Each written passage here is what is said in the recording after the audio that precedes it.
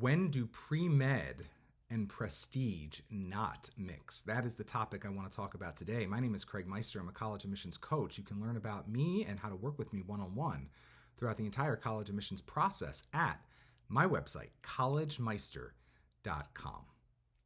Students who are lucky enough to know in high school that they want to go into medicine are often students who are very self-directed students who've given a lot of thought to different topics, and therefore there's a huge overlap between those students and students who are high-achieving students.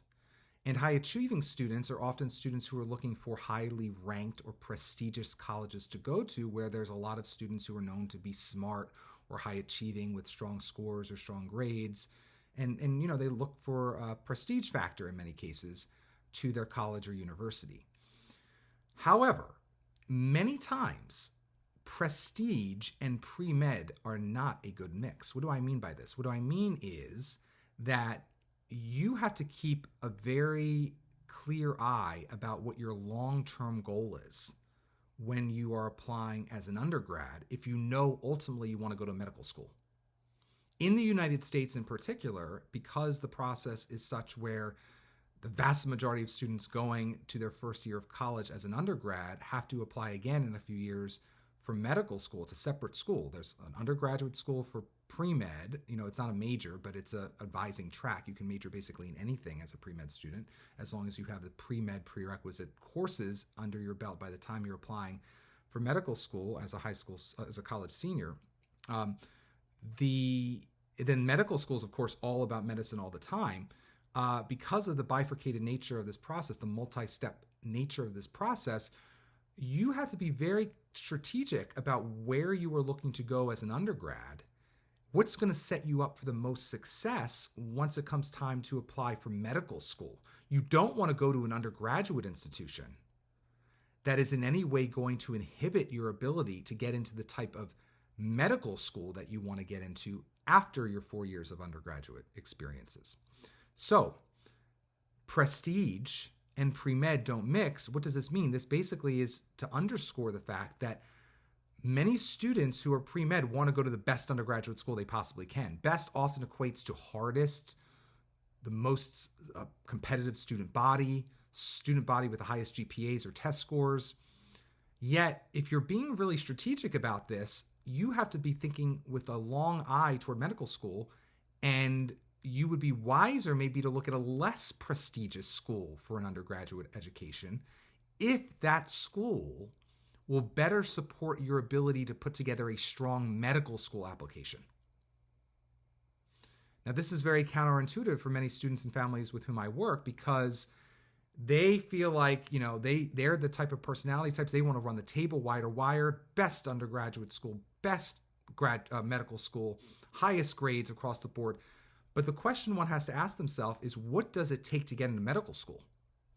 To get into medical school in the United States is basically a function of one's grades in undergraduate school, particularly their grades in pre-med prerequisite courses, as well as one's scores on the MCAT, which is a standardized test to get into medical school, as well as one's ability to also have the time and bandwidth to be able to pursue extracurricular activities that allow the student to dive deeper into medicine in one way, shape, or form, either through research or through clinical experiences or through other opportunities that will allow that person to grow into the full realized individual that will make them a compelling applicant for medical school. Where do you as a student or as a parent of a student think that you are most likely, or your student is most likely, to be able to blossom as an undergraduate?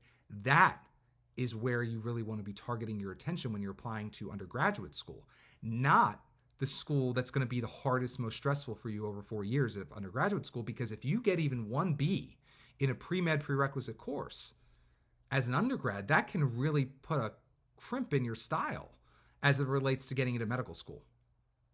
You want to ideally go to an undergraduate school where you're going to be able to run the table with straight A's. Obviously, you want a strong education, but you also want to get straight A's in pre-med prerequisite courses, and ideally all courses. Because if you have a higher grade point average, that's going to really buoy your application for medical school. But also, you ideally want to be in a place where you're going to have the time and the energy to also start devoting time to MCAT preparation And you're also going to have time to grow as a person outside the classroom. So you'll have an interesting story to tell about how you've used your free time over your 4-year undergraduate career.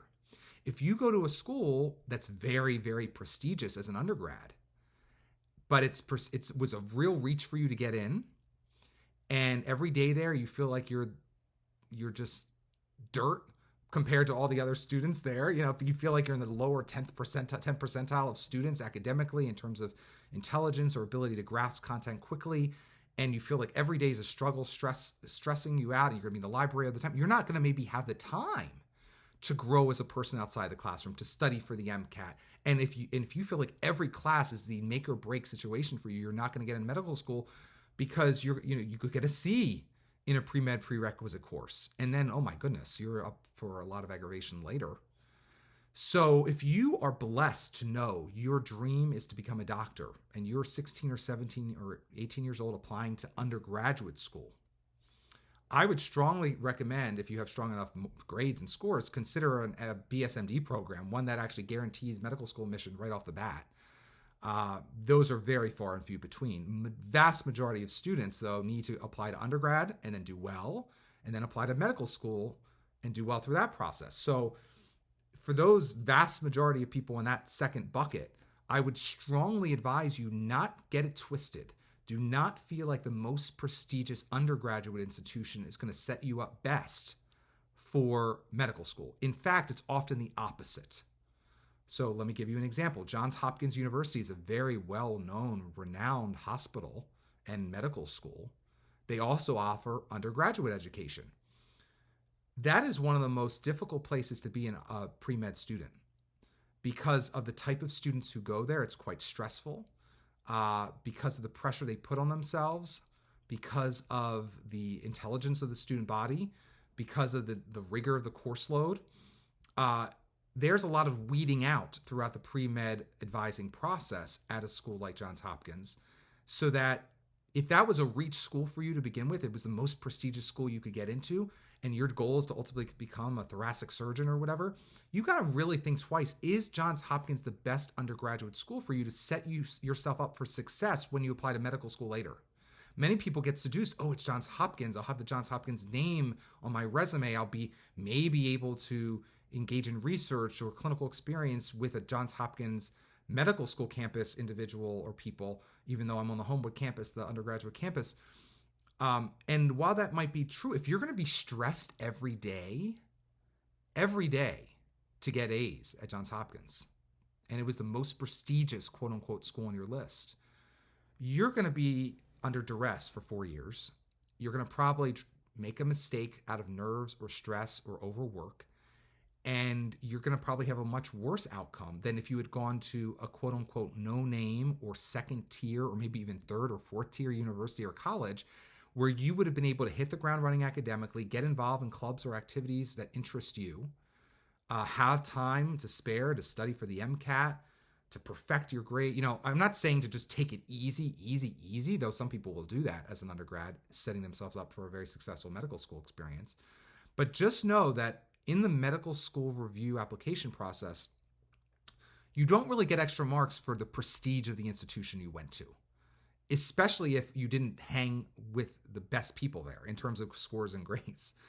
So if ultimately you're going to be a less compelling objective applicant from a strong school or prestigious school, you might as well not even be applying from a prestigious undergraduate school to medical school. You might as well be applying from a school where you're going to be able to be successful earlier and more regularly, so that your application is going to be stronger grade-wise, score-wise, extracurricular-wise, the overall story-wise once you apply to medical school.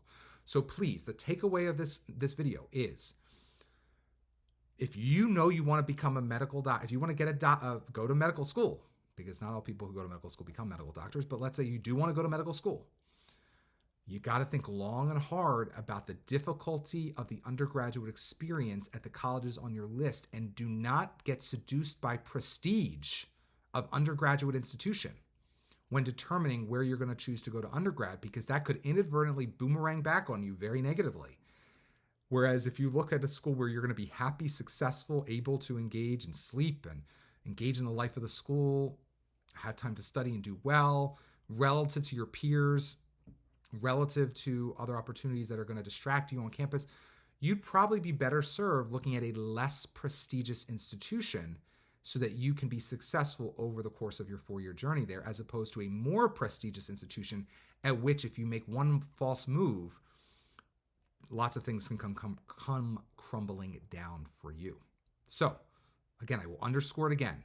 Prestige and pre-med do not often mix when we're thinking about where to go as an undergraduate.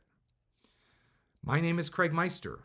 If you want to learn more about working with me throughout the undergraduate admissions process, I do not help, by the way, with medical school admissions. This was not like a plug for medical school admissions for me, because I don't help students with that anymore. I used to, but I like to focus now on students transitioning from high school to college. So I do help occasionally with students applying to MSD and BSMD programs, and they do occasionally get in. But those are rare students, exceptionally strong students who are really up for that opportunity and challenge. My main focus, my real focus, is students transitioning from high school to college. So if you're interested in working with a college admissions expert throughout the undergraduate admissions process, by all means, learn more about me at collegemeister.com. You may also benefit from watching my back catalog of videos, which you can watch at youtube.com/collegemeister. If you enjoy this video, please also give it a thumbs up and also subscribe to my channel, because I like to put out videos whenever I can. Until next time, stay safe, stay well, and most importantly, stay stress-free throughout the entire college admissions process.